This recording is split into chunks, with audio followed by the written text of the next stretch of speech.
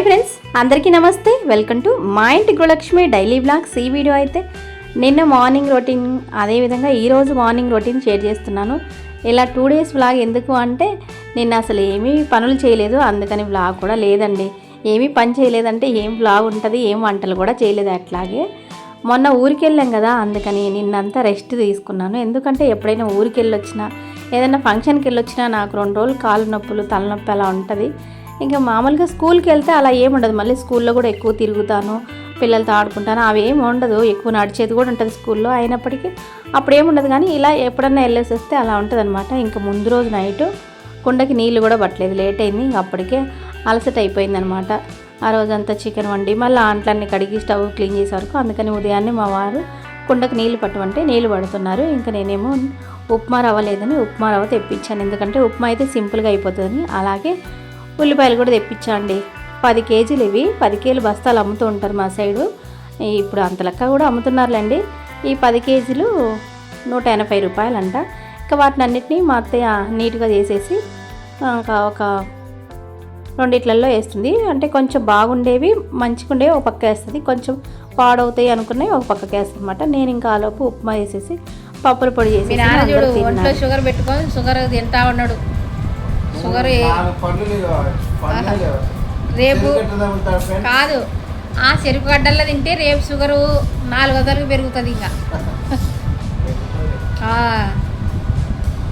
మళ్ళీ ఏమన్నా స్వీట్లు వేస్తే అమ్మ షుగర్ అమ్మ, అమ్మ షుగర్ అమ్మ అని వద్దంటుంటాడు. చెరుకు గడ్డ దొరకగానే ఇంకా తింటా ఉన్నాడు చూడు.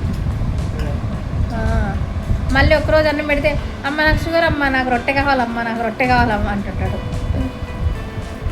ఉండేది 200 షుగరే, మళ్ళీ ఇట్టడి తింటే ఇంక పెరగదు. ఇంకా ఇదైతే ఇవాళ అండి. నిన్న అయితే ఇంకా పనులు ఏం చేయలేదు, ఫుల్ రెస్ట్ తీసుకున్నాను. ఉప్మా వేసాను ఉదయము. మధ్యాహ్నానికి మా అత్తగారు పప్పు అన్నం చేశారు. ఇంకా అంతే. ఈవినింగ్ కూడా కొంచెం చపాతీ కర్రీ చేశాను, కానీ ఇంక ఎక్కువ పనులు అయితే చేయలేదు. ఇంకా ఇవాళ వ్లాగ్ కూడా అందుకే ఇందులోనే షేర్ చేస్తున్నాను. ఇంక ఇవాళ ఉదయాన్నే ఫస్ట్ అయితే పూజ చేద్దామని పూజ గదిలోకి వచ్చేసానండి. ఇల్లు అంతా మా అత్తయ్య ఊడ్చింది, తుడిచింది కూడా మా అత్తయ్య. తర్వాత బట్టలు నానబెట్టుకుని మా అత్తయ్య కూడా ఉతుక్కోవాలని, ఇంకా చిన్న పనులు అవి ఉంటే చేస్తుంది మా అత్తయ్య. చేస్తే నాకు కొంచెం హెల్ప్గా ఉంటుంది. ఇంకా అందరికీ నేనైతే వంట చేస్తాను. ఇంకా నేను ఒత్తులు లేకుంటే ఒత్తులైతే చేసుకొని పూజ అయితే చేస్తున్నాను. ఎందుకండి కొనే ఒత్తులు అయితే నల్లగా అవుతున్నాయి, తొందరగా కొండ ఎక్కుతున్నాయి. అది కాక నా దగ్గర కాటన్ అనేది ఎక్కువగా లేదు. అంతకుముందు 2 ఏళ్ళ కిందట మా చిన్నత్తయ్య కదా, అదే రెండో అత్తయ్య, మా అత్తయ్య వాళ్ళ చెల్లెలు ఇచ్చింటే ఆ పత్తి అనేది అలాగే ఉంది. దాంతో కొంచెం చేస్తున్నాను అప్పుడప్పుడు. ఇంకా అయిపోతుందని కొన్ని ఒత్తులు అయితే తెచ్చాను, కానీ ఆ ఒత్తులు ఏంటో నాకైతే నచ్చలేదు, బయట కొనేవి. ఎప్పుడు కూడా మాకు ఎప్పుడు ఒత్తిళ్ళు అంటే పత్తితో చేసుకునేది అలవాటు. నేను ఖాళీగా ఉంటే ఎప్పుడైనా ఎక్కువగా చేసి పెట్టుకుంటాను. ఇవి బాగుంటాయి, ఎక్కువ కూడా కొండెక్కకుండా వెలుగుతూ ఉంటాయి. ఇంకా కొన్ని పువ్వులు ఉంటే ఆ పువ్వుల్ని అలా చక్కగా అలంకరించేసి సింపుల్గా అయితే పూజ చేసుకొని ఆ తర్వాత కొంచెం రామకోట అయితే రాసుకున్నాండి. కొంచెం రామకోట రాసుకుంటే ప్రశాంతంగా ఉంటుంది అనమాట, కొద్దిగా టైం ఉన్నప్పుడు. అయితే దేవుడిని మనకి అది కావాలి ఇది కావాలని కోరుకోవాల్సిన అవసరం లేదండి. దేవుడు మనకి ఎప్పుడు ఏది ఇవ్వాలో దేవునికి తెలుసు అనమాట. మనకి ఎప్పుడు ఏది కావాలో అది ఖచ్చితంగా ఇస్తాడు. మనం ఎంత వేడుకున్నా, ఎన్ని తపస్సు చేసినా, తల కింద పెట్టి కాళ్ళు పైకి పెట్టి తపస్సు చేసినా, ఎన్ని పూజలు చేసినా మనం అనుకున్నది నాకు ఈరోజు ఇది కావాలంటే ఇవ్వడనమాట దేవుడు. మనకి ఎప్పుడు ఇవ్వాలనిపిస్తుందో దేవుడికి అప్పుడే ఇస్తాడు. అప్పటిదాకా మనం వేచి ఉండాలన్నమాట, ఓర్పు సహనంతో ఉండి దేవుని నమ్ముకొని ఉంటే చివరికి మంచి అనేది జరుగుతుంది. ఇంకా ఆధ్యాత్మికత మనసున్న వాళ్ళకి ఎప్పుడు కూడా మంచి జరుగుతుందండి. దేవుని నమ్ముకుంటే మంచి జరుగుతుంది. నేనైతే ఇంకా రామకోటి కొంచెం రాసి ఇంకా ఆ గ్రంథాన్ని అనేది మళ్ళీ పూజ గదిలోనే పెట్టేస్తాను. పెన్ను కూడా ఇవి రాయటానికి పూజ గదిలోనే పెట్టుకొని ఉంటాను. ఇంకా చక్కగా పూజ చేసి వచ్చాను. ఆ తర్వాత మా అత్తగారు ఏం చేస్తున్నా అంటే, అంతకుముందు ఊరి నుంచి ఆవాలు తెచ్చాను కదా, అందులో మట్టి అయితే లేదు, కానీ మా అమ్మేమో ఇవి మామూలుగా నలక్కొట్టి పెట్టిందంట. ఆ పొట్టు ఉంటుంది కదా, పొట్టు అయితే ఉంది. అందుకని వాటిని అన్నింటినీ బాగు చేస్తుంది. ఇవి ఇంకా తాలింపు గింజలకి ప్లస్ ఆవకాయ పెట్టుకుంటాం కదా, అందులోకి ఉపయోగపడతాయి. ఇంకా అందులో అవన్నీ పొట్టు ఉంటాయి కదా, వాటిని అన్నిటికీ మామూలుగా విలేజ్లో అయితే మాకు జల్లెళ్ళు అని ఉంటాయి, వాటితో చేస్తారు. ఇంక ఇప్పుడైతే మాకు ఇక్కడ వచ్చిన తర్వాత మేము జల్లెళ్ళు తెచ్చుకోలేదు, రోకళ్ళు అలాగే తిరగళ్ళు అలాంటివి ఏం తెచ్చుకోలేదు ఊరి నుంచి వచ్చేటప్పుడు. ఇంక ఇలా ఏదైనా ఉంటే ఇదిగో మనకి బొరల గిన్నె ఉంటుంది కదా, అందులో వేసేసి చేస్తుంది మా అత్తయ్య ఎప్పుడన్నా ఏమన్నా చేయాలంటే.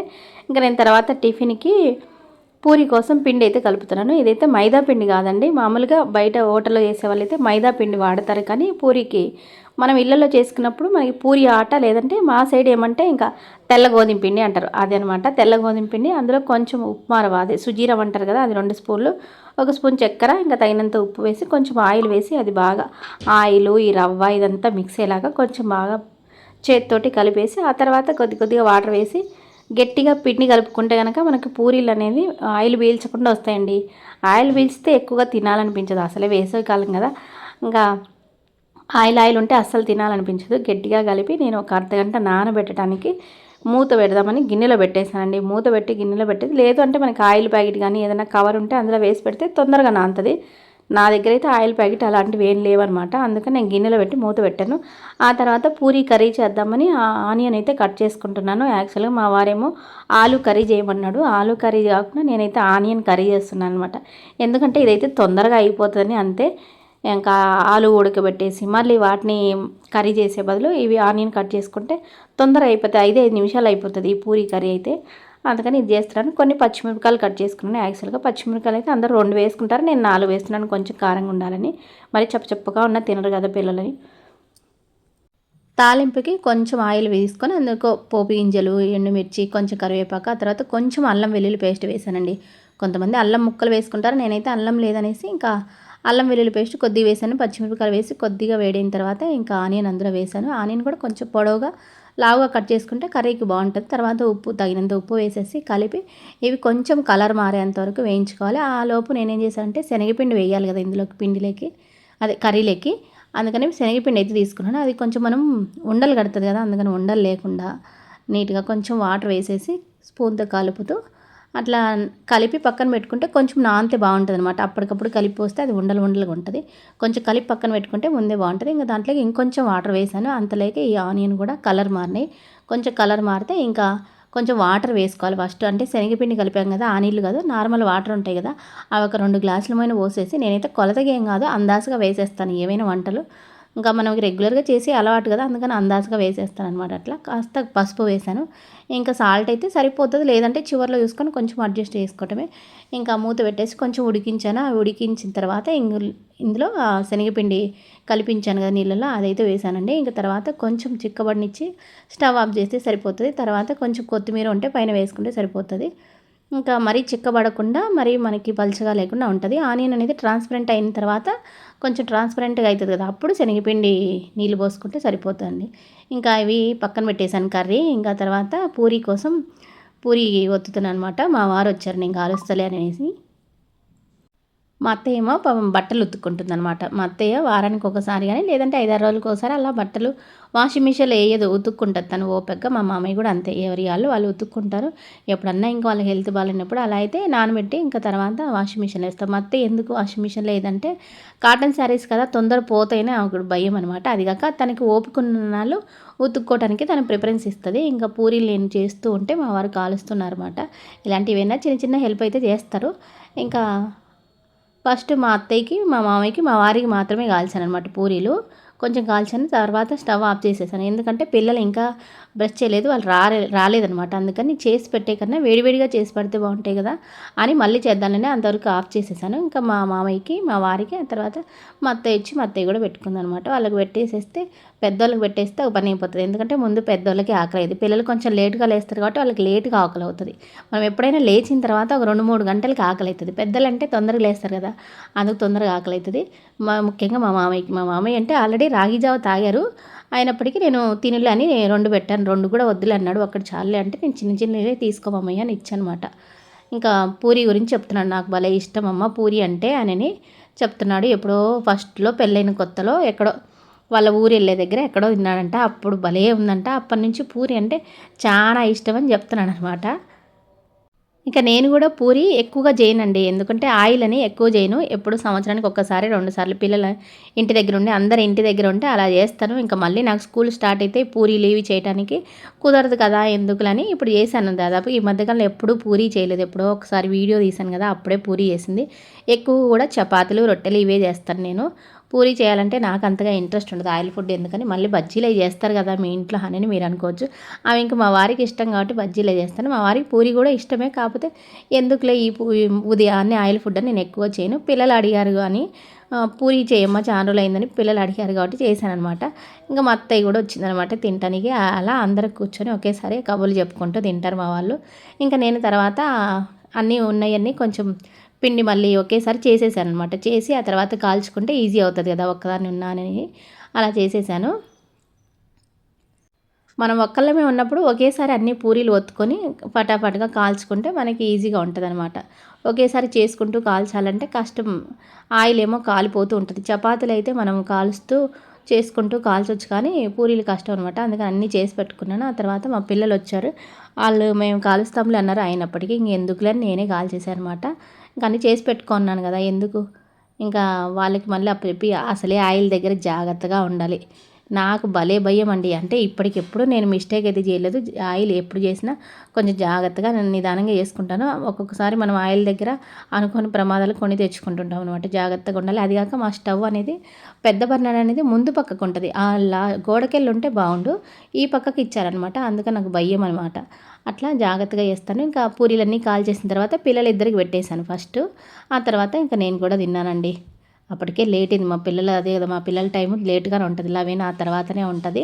ఇంకా వాళ్ళిద్దరికి ఇచ్చేసాను. తర్వాత ఎన్ని కావాలో అన్ని పెట్టుకోమని వాళ్ళ దగ్గర కర్రీ అలాగే పూరీలు కూడా పెట్టాను. నేను ఇంకా ఆ తర్వాత చిన్నగా కొంచెం ప్లేట్లు ఉంటాయి కదా, అవి కడిగేసి ఇంకా కొంచెం చిన్న చిన్న పనులు ఏమైనా ఉంటాయి కదా, అవన్నీ చేసేసి ఆ తర్వాత నిదానంగా పెట్టుకున్నాను అనమాట. ఉదయాన్నే నాకు కూడా ఎందుకండి అసలు చేసిన వెంటనే తినాలనిపించదు. ఒక్కోసారి తినాలనిపిస్తుంది కానీ ఈ ఆయిల్ ఫుడ్ చేసినప్పుడు అస్సలు తినాలనిపించదు. అందుకని కొంచెం ఆగి తినాలని చిన్న చిన్న పనులు ఉంటే అవి చూసుకున్నాను అనమాట. అంటే చిన్న చిన్న పనులు అంటే ప్లేట్లు, ఇంకేమైనా తుడిచటాలు, ఇంకా క్లీనింగ్, బట్టలు ఏమైనా ఆరేయటాలు ఏమంటే యాక్చువల్గా నిన్న బట్టలు వేసాను కానీ ఈరోజు అయితే ఏమీ లేదు. ఎందుకంటే మా అత్తగారు వేసుకున్నారు. ఇంకా అలా ఎవరైనా ఒక్కొక్కరే వేసేస్తాము. నావైతే శారీస్ అన్నీ ఒకసారి వేస్తాను అట్లా అనమాట. ఇంకా ఏమన్నా మనకి చేసుకునేవి అంటే బ్యాలు నానబెట్టేవి ఏమైనా ఉంటే అలాంటివి చూసుకుంటాను ఉదయం పూట. ఇంకా ఇవ్వండి బట్టలు కూడా మా అత్తయ్య చక్కగా లంగాలు, బ్లౌజులు, చీరలు అన్నీ ఒకేసారి ఒక 6 చీరలేమో ఆరేసింది. అట్లా 6 కానీ 5 కానీ అయిన తర్వాత ఒకసారి ఉతుక్కుంటుంది. ఇంకా బెడ్షీట్స్ అవి టవల్స్ అవి అందరివి కూడా ఇంకా వాషింగ్ మిషన్లో వేసేస్తాను.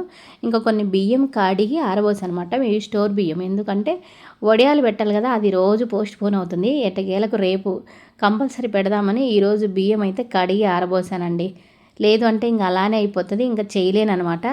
ఇంకా ఎండలు అయిపోనికి కూడా వచ్చినాయి కదా, ఇంకా రోజు ఈ పని ఆ పని అనుకుంటా అలా పోస్ట్ పోన్ చేస్తున్నాను. ఖచ్చితంగా రేపైతే వడియాలు పెడతాను.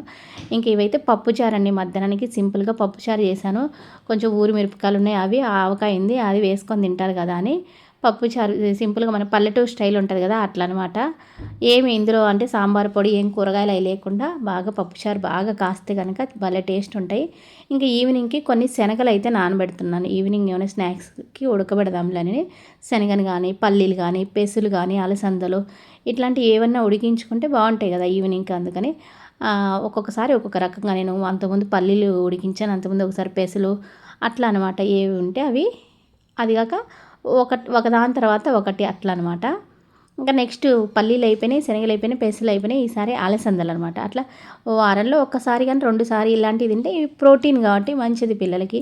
ఈవినింగ్ ఇంకా ఏమన్నా ఆయిల్ అలాంటివి కన్నా ఇవైతే మా పిల్లలు బాగా ఇష్టంగా తింటారు. శనగలు, ఈ శనగలు కూడా కొన్నవి కదండి, మా ఆడపడుచు వాళ్ళ వియ్యపురాలు వాళ్ళు పెట్టారు. వాళ్ళకి పండింటాయి తెల్ల శనగలు చాలా బాగున్నాయి. ఎర్ర శనగలైనా బాగానే ఉంటాయండి. మామూలుగా బయట కాబూలీ శనగలు అంటాను చూడండి, అవి అండి ఇవి. ఇంకా చారుకైతే అదే పప్పు చారుకి స్టవ్ పైన పెట్టేశాను. స్టవ్ పైన కాగుతూ ఉన్నాయి అనమాట. పప్పుచారు బాగా కాగితే బాగా రుచి ఉంటాయి. ఈ పప్పుచారు మా అమ్మ ఎండల కాలం అప్పుడు చిన్నప్పుడు 2-3 రోజులకు ఒకసారి అలా కాసేది. అసలు కట్టెల పొయ్యి మీద కాసిన పప్పుచారు టేస్ట్ వేరండి. మనం ఎంత చేసినా ఎన్ని వేసినా ఇప్పుడు ఆ టేస్ట్ అనేది అస్సలు రావన్నమాట. ఎంత బాగుండాయో మా అమ్మ పప్పుచారు చేస్తే, మళ్ళీ అందులో ఏం వేయదు, ఫ్రెష్గా తెచ్చి కరివేపాకు మాత్రం వేస్తుంది.